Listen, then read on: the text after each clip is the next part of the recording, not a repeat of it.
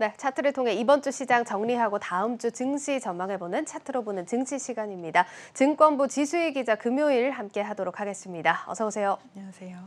예, 이번 주 우리 시장 추석으로 이틀밖에 장이 열리진 않았지만 추석 동안에 글로벌 이슈 너무 많이 터지다 보니까 좀 영향을 받은 또 이틀이었습니다. 좀 쉽지 않았던 장이었는데 정리를 한번 해볼까요? 네, 이번 주 추석 연휴 기간 동안에 미국의 FOMC 회의도 있었고요. 그리고 중국 헝다그룹의 디폴트 우려가 예. 우리 시장에도 영향을 미쳤는데요. 다행히 헝다그룹이 고비를 좀 넘기면서 우리 시장도 낙폭을 좀 줄이고 오늘도 소폭 반등하는 모습을 보였습니다. 특히 외국인과 개인의 매수세가 좀 들어오면서 우리 시장은 그래도 추석 연휴가 있어서 글로벌 증시 충격에서 조금 벗어나는 그런 한 주였습니다. 예, 정말 이번 주 내내 헝다그룹 얘기만 했다고 해도 과언이 아닐 만큼 글로벌 시장 들썩이는 모습이었는데 우선 급한 불은 껐다 이렇게 봐도 되는 부분일까요? 네, 제가 홍콩 증시에 상장돼 있는 중국의 헝다그룹의 주가 차트를 좀 준비를 했는데요.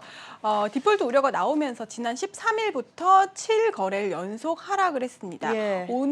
어제는 조금 상승하는 모습을 보였는데요.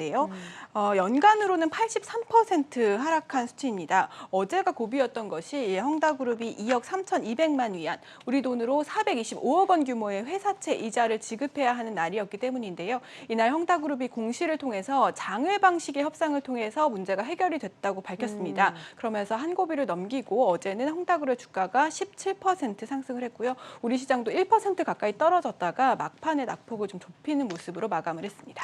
예, 헝다그룹의 주가가 어제 17%나 상승을 한 것을 보면 다시 회복할 수 있을 것처럼 보이긴 한데 지금 한 가지 걸리는 게 앞서서도 얘기를 해주셨지만 장외 방식의 협상을 통해서 해결을 했다. 이렇게 좀 공시를 했습니다. 이게 말이 좀 어렵게 나와 있지만 쉽게 말해서 이거를 어떤 식으로 해결을 했는지 정확하게 밝힌 바가 없는 것 아닙니까? 네, 맞습니다. 사실 채권자하고 헝다그룹이 어떤 이야기를 나눴는지는 밝혀진 것이 없고요. 예. 장외 상환은 일반적으로 채권자와 채무자가 사적인 협상을 통해서 채무를 갚는 것을 말하는데요. 채무 상환 절차가 공개되지는 않습니다. 예. 시장에서는 헝다그룹이 채권 보유기관과의 협상을 통해서 지급 시한을 연장했을 것으로 보고 있습니다.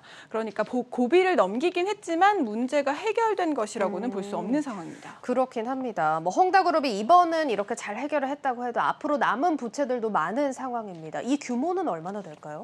네, 일단 이달까지 갚아야 할 돈이 우리 돈으로 1조 8천억 원 정도 규모가 되는 것으로 보입니다. 예. 어제 공시를 통해서 장외 협상을 발표한 것은 이 위안화 채권에 대한 것이고요. 425억 원에 대해서 장외에서 이제 협상을 통해서 그 채권 기간을 이자 지급 기간을 좀 예. 연장한 것으로 보이고요. 그리고 어제까지 갚아야 할 달러 채권도 있었는데 1,000억 원 규모가 됩니다. 우리 돈으로요. 하지만 이에 대해서는 언급조차 하지 않았습니다. 로이터 통신에 따르면 헝다가 발행한 달러 채권을 보유한 한 미국의 투자자는 어제까지 헝다로부터 이자를 받지 못했다고 밝히고 있고요. 예. 또 여기에 이달 말에 또 560억 원 규모의 이자 지급 일정이 있고요. 내년에는 또 10조 원 규모까지 늘어날 것으로 보이고 내후년에는 12조 7천억 원까지 늘어날 것으로 알려지고 있습니다. 예, 정말 한 고비는 넘겼지만 또 다른 고비들이 아직 많이 남은 상황입니다. 제일 중요한 건 우리 시장에 어떤 영향을 미칠지인데 지금 분석들이 어떻게 나오고 있습니까? 네, 증권가에서는 다행히 우리 시장의 영향은 크지 않을 것으로 내다보고 있는데요. 예. 메리츠 증권이 내놓은 리포트를 보시겠습니다. 이번 헝다그룹 사태에 대해서 중국 산업 전반의 위기가 아니라 유동성 위기에 직면한 개별 기업의 이슈다라고 보고 있습니다. 예. 설사 이 헝다가 파산한다고 하더라도 금융 시스템에 미치는 영향도 제한적일 것으로 보고 있는데요. 헝다그룹 사태가 리먼 브라더스 사태와 비교되는 것은 바로 금융 시스템 붕괴 우려 때문인데 예. 중국의 상업은행들이 헝다그룹에 대출해준 비중이 1%도 채 되지 않고 있고요. 예. 또 여러 곳에 분산되어 있기 때문에 그렇게까지 우려할 상황은 아니라고 보고 있습니다. 다른 전문가의 의견도 들어보시겠습니다.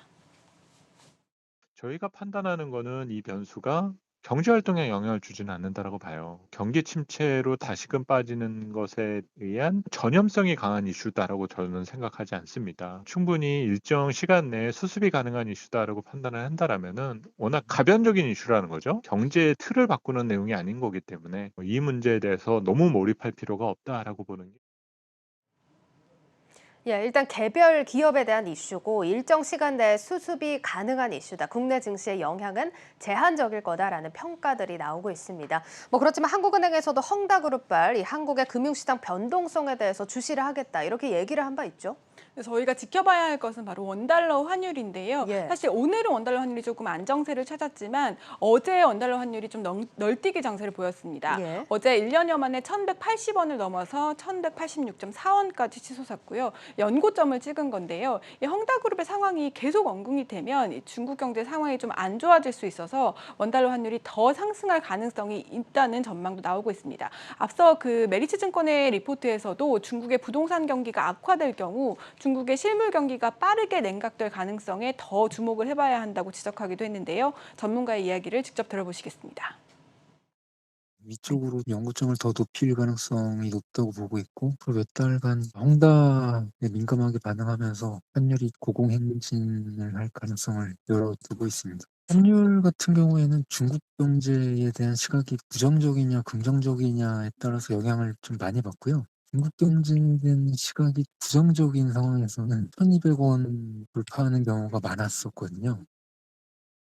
이자 지급 일정들은 쭉 되는 거잖아요. 이 부분에 대해서 중국 정부가 어떤 형태로 처리해 가면서 소프트 랜딩을 가능하게 할 수 있을지에 대한 내용들은 중국 경기 지표 둔화와 더불어서 가장 주목해 봐야 될 필요가 있는 것 같고요. 네, 중국 경기 지표와 더불어서 우리 시장의 환율까지 헝다그룹 상황은 계속해서 지켜봐야 할 이슈인 것 같습니다. 자, 그리고 다음 주 또 미국에서도 중요한 이슈가 예정이 되어 있습니다. 부채 한도 유예 법안 처리 지금 예정이 되어 있는데 뭐 사상 초유의 디폴트 사태를 맞이하게 되는 거냐 이런 우려들도 많이 나오고 있거든요. 네, 맞습니다. 이번 주에 사실 미 의회 하원에서 이 관련 법안이 좀 처리가 됐는데요. 예. 상원 표결이 다음 주에 이뤄질 가능성이 있습니다. 현재 이 미국의 국가 부채는 28조 4천억 달러로 이미 법이 정한 부채 상한을 넘어섰습니다. 2019년에 22조 300억 달러까지만 부채를 빚을 낼 수 있다라고 정했었는데 이미 예. 코로나 상황을 겪으면서 이거보다 빚이 늘어난 겁니다. 부채 한도를 좀 넘어설 수 있도록 좀 법으로 좀 그 기간 늘릴 수 있도록 하는 법안이 하원을 통과했지만 상원에서는 이 통과가 무산될 가능성이 있어서 지금 예. 시장에서 좀 우려하고 있는데요. 미국 정부는 더 이상 이제 채권 발행이 어려우면 채무 불이행 사태로 이어질 수 있기 때문에 좀 우려되는 상황입니다. 무디스의 보고서를 좀 보시겠는데요. 무디스에서는 이 미국 연방 정부의 디폴트는 미 경제에 재앙적 충격을 초래할 것이다라고 얘기를 하고 있습니다. 일자리가 한 600만 개 정도 사라질 것으로 보고 있고요. 또 실업률은 9%에 육박할 것으로, 주가는 또 증시가 폭락을 하면서 33% 정도 폭락할 것으로 보고 있고, 따라서 가계 자산이 15조 달러 정도 없어질 것으로 전망을 하고 있습니다.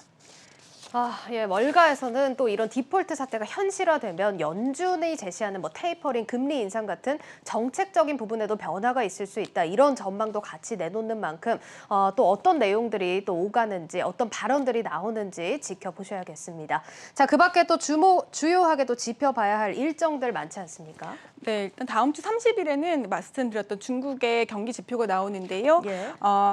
30일에 중국의 2분기 경상수지가 발표가 되고요. 그리고 1일에는 9월에 한국 수출입 동향이 나옵니다. 경기와 관련된 지표이기 때문에 주시를 해봐야 하고요. 또 30일에는 거시경제금융회의가 열리는데 정기적으로 열리는 회의이긴 하지만 이번 회의에는 홍남기 경제부총리를 비롯해서 이주열 한은총재, 또 고승범 금융위원장, 정은보 금감원장 등이 모두 모입니다. 가계부채와 부동산 해법과 관련해서 나오는 내용을 주시를 해봐야 하고요. 그리고 27일에는 2차 전지 소재인 양극재 생산에 필요한 기술을 보유한 기업인 원준의 일반 투자자 공모주 청약도 예정돼 있습니다. 예, 이렇게 다음 주 또 주요하게 짚어봐야 할 일정들까지 자세하게 살펴봤습니다. 오늘 여기까지 듣도록 하겠습니다. 증권부 지수희 기자와 함께했습니다. 잘 들었습니다.